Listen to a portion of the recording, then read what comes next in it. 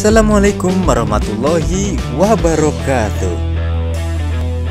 Hari ini kita akan mempelajari tentang cerita pendek.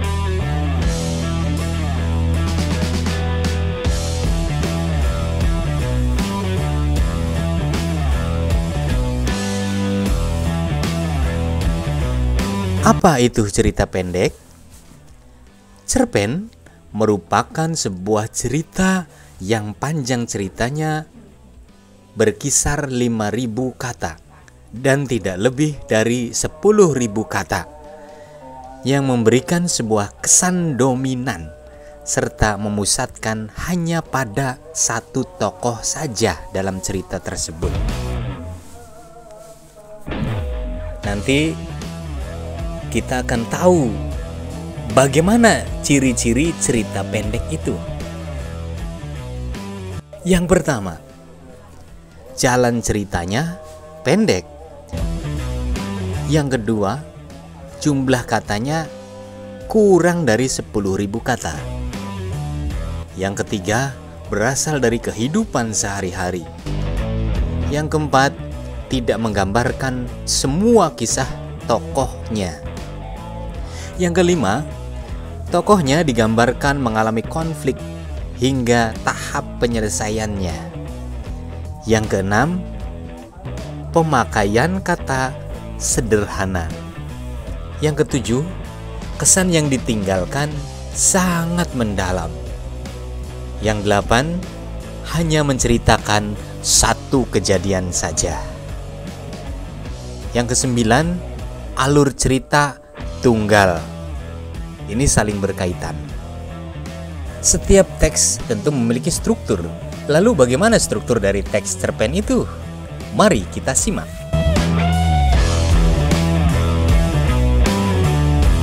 Yang pertama adalah abstrak. Ringkasan atau inti dari cerita pendek yang akan dikembangkan menjadi sebuah rangkaian peristiwa. Atau bisa juga sebagai gambaran awal cerita. Abstrak bersifat opsional atau dalam artian bahwa setiap cerpen boleh tidak terdapat struktur abstrak tersebut. Jadi, abstrak itu adalah mana suka. Boleh dipakai, boleh tidak. Kemudian, sesudah abstrak, yang kedua, orientasi. Berkaitan dengan waktu, suasana, dan tempat yang berkaitan dengan jalan cerita dari cerpen tersebut. Pada orientasi ini dijelaskan bagaimana karakter sang tokoh, waktunya, suasana, dan tempatnya. Hanya garis besarnya. Kemudian dikembangkan menjadi komplikasi.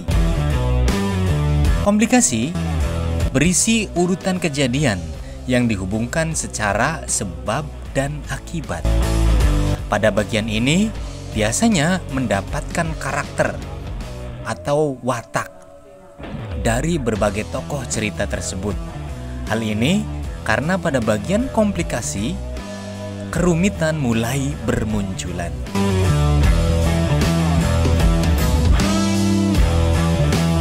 Sesudah komplikasi, evaluasi. Pada bagian ini, struktur konflik yang terjadi dan mengarah pada klimaks serta sudah mulai mendapatkan penyelesaian dari konflik yang terjadi. Kemudian selanjutnya yaitu resolusi. Di dalam bagian resolusi, pengarang mulai mengungkapkan solusi yang dialami sang tokoh. Nah, yang terakhir adalah koda. Pada bagian akhir ini terdapat nilai atau pelajaran yang dapat diambil dari cerita pendek tersebut kepada kita sebagai pembacanya. Nah, nilai itu biasanya sang pengarang memberikan kesan atau nasihat kepada pembaca apa yang diinginkan dari cerita tersebut.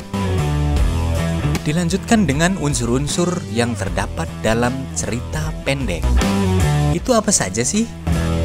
Mari kita cermati satu persatu. Unsur intrinsik. Yang pertama, tema. Tema meliputi gagasan pokok yang mendasari jalan cerita sebuah cerpen. Kemudian yang kedua, alur, urutan tahapan jalannya cerita dalam sebuah cerpen. Biasanya di alur cerpen itu hanya terdapat satu peristiwa saja. Jadi semakin tahu bahwa di dalam cerpen ini adalah alur yang simpel. Yang ketiga adalah setting, berkaitan dengan tempat, waktu, dan suasana dalam cerpen. Yang keempat adalah tokoh. Tokoh adalah pelaku yang terlibat di dalam cerita pendek tersebut. Yang kelima, penokohan. Penokohan berkaitan dengan sifat atau perilaku dalam cerita tersebut atau karakter. Nah, yang terakhir adalah sudut pandang. Cara pandang pengarang dalam memandang peristiwa. Bisa menggunakan aku, bisa menggunakan saya, bisa juga menggunakan kita atau orang ketiga, dia, atau nama orang. Kemudian, unsur yang kedua adalah unsur ekstrinsik. Unsur ekstrinsik meliputi latar belakang masyarakat. Di situ dijelaskan suatu pengaruh dari kondisi latar belakang masyarakat terhadap terbentuknya sebuah jalan cerita yang dapat berupa kondisi politik, sosial, hingga ekonomi masyarakat. Kemudian ada juga latar belakang pengarang. Pemahaman pengarang terhadap sejarah hidup serta sejarah hasil karangan yang telah dibuatnya, seperti biografi, kondisi psikologis, dan aliran sastra. Ini sangat berkaitan dengan latar belakang pengarang itu sendiri. Nah, selanjutnya, apakah kita sudah memahami apa itu teks cerpen? Kita simak ya contoh cerpen berikut ini.